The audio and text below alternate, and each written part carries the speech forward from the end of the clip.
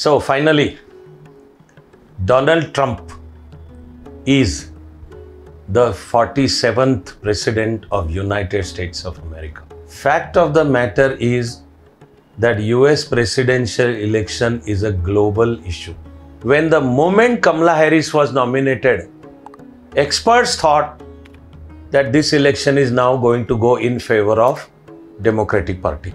Kamala Harris as a person and Democratic Party in USA has been following anti-India policies recently.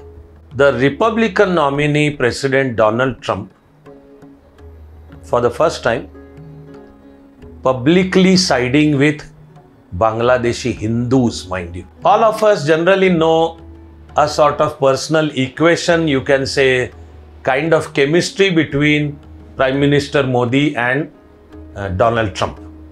Bharat protects its national interests. We protect them in such a way that it adds to Vishwa Shanti, the global peace. That task has just got strengthened because of Donald Trump's election as the president.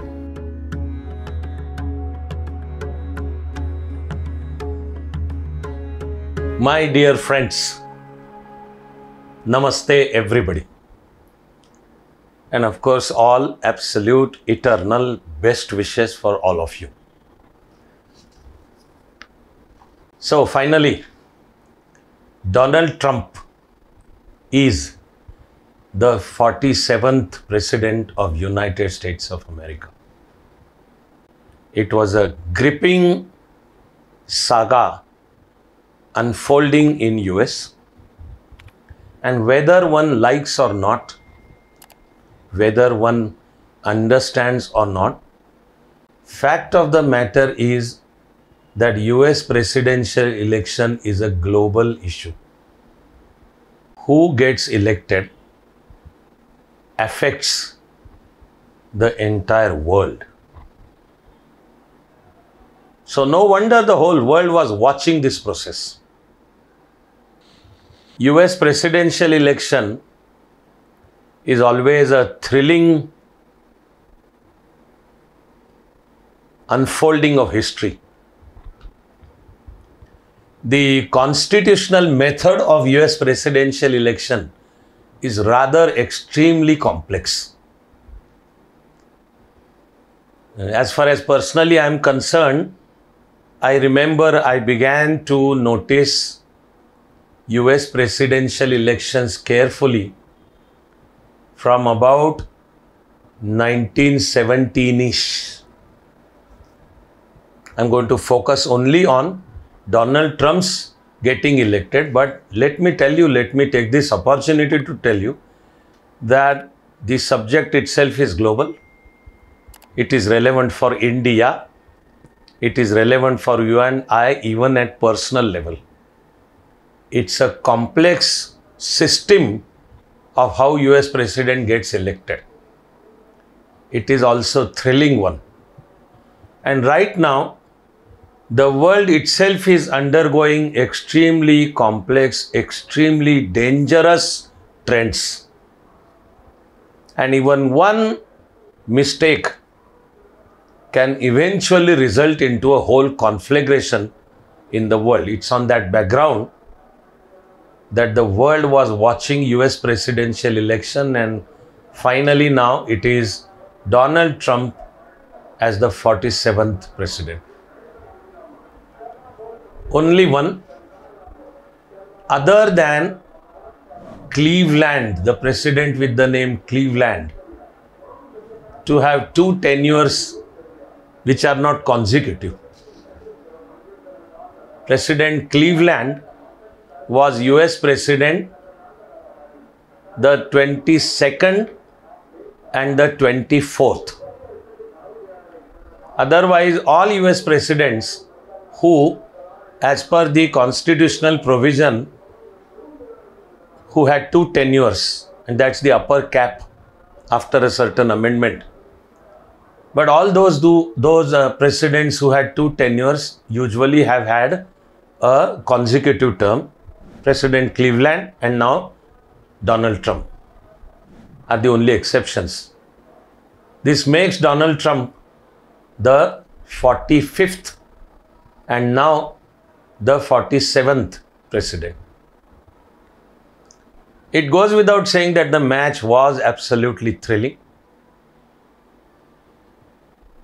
As is the US presidential convention, President Joe Biden was to be the Democratic nominee ex officio, sort of. If the sitting president has one more tenure, then there is this general convention that he himself gets nomination for the party. Again, there are some exceptions where some challengers did come up, but as of now, let us save time. Age caught on with Joe Biden.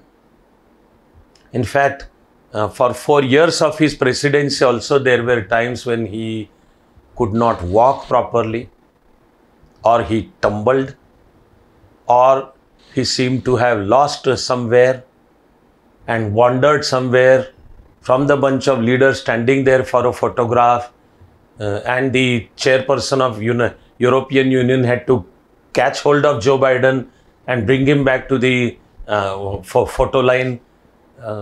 Then the worst was debate between Donald Trump and Joe Biden in the month of June. Joe Biden still kept saying, "I'm going to contest." But the pressure within the party went on building up. So much so that by July, Joe Biden had to declare that he is withdrawing from the race, and he declared his support for Kamala Harris. As we have the reports that basically Barack Obama and his equally influential wife Michelle Obama, they wanted the party to follow the procedure for nominating presidential candidate. They actually did not want direct nomination of Kamala Harris. But as politics would have its own ways, their word didn't carry then. And in the Democratic National Convention, Kamala Harris was unanimously picked up as the presidential nominee.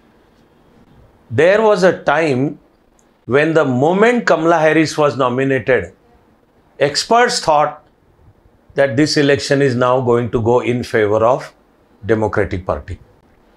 That while US having its first ever female president was expected back in 2016, when eventually Hillary Clinton was defeated by Donald Trump. Now US and the world expected the first ever female president who also is, or at least she says, she is black. There is a section of Indians either in India or Indians there in United States, many if not most of them in say California. The Indian Americans traditionally voted for Democratic Party because Republican Party and its ideology was generally considered what is described as WASP, W-A-S-P, White Anglo-Saxon Protestant. As against that policy, the Democratic Party had pluralism, syncretism. Democratic Party welcomed immigrants with open arms, treated them with respect. So Indians who went to America had a natural predilection towards Democratic Party. But that scene has been changing for last couple of years for a variety of reasons. Kamala Harris, many Indians, I repeat, be they in India or in USA, were sort of getting sentimental, feeling overwhelmed. They were swelling, thinking, here is a person of Indian origin now about to be US president, like Rishi Sunak becoming the Prime Minister of Britain. All these months I have always maintained that Kamala Harris as a person and Democratic Party in USA has been following anti-India policies recently.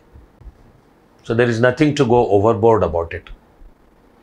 Even at present, the whole regime change in Bangladesh, it won't be wrong to sort of put the mathematics together and say that US, that is the democratic administration, was behind this regime change. To the misfortune of democratic regime in USA, Prime Minister Sheikh Hasina Wajed damaged them enough before she was finally forced to run away and run for her life. So she was on record saying that there were tremendous pressures on her, that in the February election in Bangladesh, foreign powers, this was USA, tried to get her and Awami League defeated. That USA wanted that St. Martin Island in Bay of Bengal to make their base. She also went to the extent of saying that from some parts of northern Bangladesh and say India, etc., also Myanmar, there is an international plan to carve out a Christian nations altogether. Then as we see that Muhammad Yunus, the Nobel Prize winner, who came at the helm of affairs in Bangladesh, toured USA and met President Joe Biden like old buddies, man. And Muhammad Yunus described that as second liberation of Bangladesh. So the democratic administration, US democratic administration also almost practically allowed massive illegal immigration. It is possible that this time this went seriously against the party and also against Kamala Harris, because she was vice president under Joe Biden with the responsibility of looking after immigration. And Democratic Party is supposed to have allowed massive illegal immigration. Kamala Harris also never owned up her being Indian. It won't be wrong to in fact say that she practically rejected her being Indian. She picked up the identity as black. She made no secret. In fact, she openly displayed her being Christian, visiting churches and addressing the religious congregation, ending with the biblical invocation of God bless America. For American politics, I know everyone has to do that, so give it to her. Point here is, she never owned up being Indian. There wasn't one word, one alphabet about her Indian roots. Forget being like happy or proud about it. But international politics and US presidential election goes way beyond these sort of personal considerations. Like here you had the Republican nominee President Donald Trump, for the first time, publicly siding with Bangladeshi Hindus, mind you. The voice at international level that there are atrocities against Bangladeshi Hindus, then you need to stop them. Or the whole Canada saga that is still unfolding, and the leftist party in Canada, Justin Trudeau, standing by the Khalistanis in Canada, making an issue out of Hardeep Singh Nijjar. Let us be very clear, it's not Canada per se firing at India. It is United Nations, the democratic administration, firing at India from the shoulders of Canada. And similarly, you have a die-hard terrorist, Guru Patwant Singh Pannu in United States of America, speaking every kind of foul and violent language against India, threatening terrorist actions against India. No action by US administration.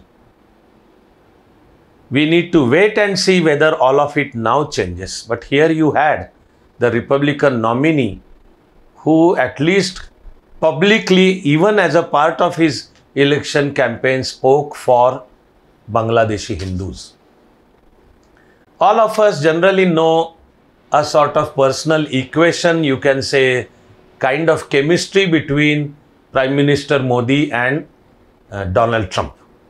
Now, international politics is actually not about personal relations. It is also not about personal chemistry. International politics is hardcore, the politics of national interests. It is geopolitics, yes. But even on that count, there is a recent commonality between India and USA regarding very many national and international geopolitical issues. To say the least, US wants India as a bulwark against the rise of China. India is the only power which can stand up to China. But at the same time, it is also very clear that US doesn't want India to develop as a power on its own. So it is that tightrope walk that goes on. But with Donald Trump, it is possible that the policies may change, not only because of personal predilections, but because of the Republican Party view of the global affairs. So, the world is in for a rough ride, yes. The times that are coming up are troublesome, yes. We need to see what kind of policies Donald Trump will follow. I myself remember that back in 2016, Trump had demeaned and rejected the whole issue of climate change. In that presidential election, he had promised that he will take USA out of the Paris Agreement, which he did. But in this election, he hasn't made any statement about climate.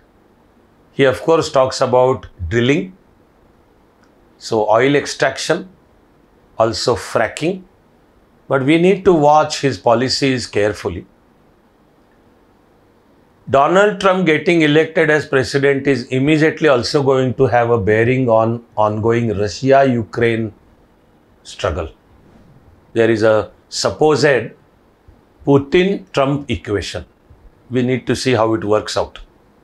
Then the Israel, Hamas, Hezbollah, Houthi, Iran, and overall the West Asia issue also takes a serious turn. Right now, suffice it to say that the position of Israel gets further strengthened. This may also make China think 10 times before considering invasion of Taiwan, mind you. So in light of the global situation, it is possible that China may have been considering that when the world is engaged in Russia-Ukraine and Israel-Hamas struggle, and USA cannot fight two or more than two wars simultaneously, maybe that is the opportune time to grab Taiwan. Now, China will have to take a step back, and meanwhile, as far as the border clash is concerned, India has at least settled that specific issue as of now, although China again cannot be trusted in international relations. So to say, international relations also are not about trust.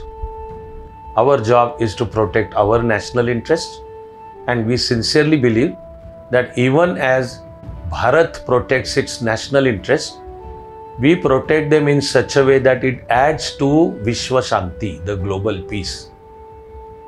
That task has just got strengthened because of Donald Trump's election as the president. Rest, we will wait, watch, study and talk.